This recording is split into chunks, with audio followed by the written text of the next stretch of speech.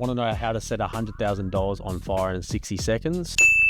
Listen up. A little while ago, we had a tipping mixer arranged for a client. All the drawings were signed off well in advance. Long story short, the tipping mixer arrives. We go to install and deliver it. And of course, the mixer was tipping to the absolute opposite side to what the customer required. When you first spec your mixer, you have to choose either left or right tipping to either divider or bench height. The customer had chosen this, but unfortunately, they must have read the drawings incorrect. Doesn't matter what we tried to make the mixer work in the customer's space. Unfortunately, the left and the right were mixed up and there was no way to make it work. $50,000 later and quite a large renovation, the customer was able to use their mixer and the customer learned a very valuable lesson. One of our more favorite and more memorable moments was receiving the call from a customer who had an issue with their deck oven. Issue is probably a bit of an understatement as the whole oven caught fire. The baker ran out of space on benches, so we decided to put some of these plastic proving tubs in the oven. Unfortunately, when the next baker came in and started his shift, didn't realize that these tubs were still inside the oven, turned the oven on, to which they melted, caught fire, burnt it down. $50,000 gone.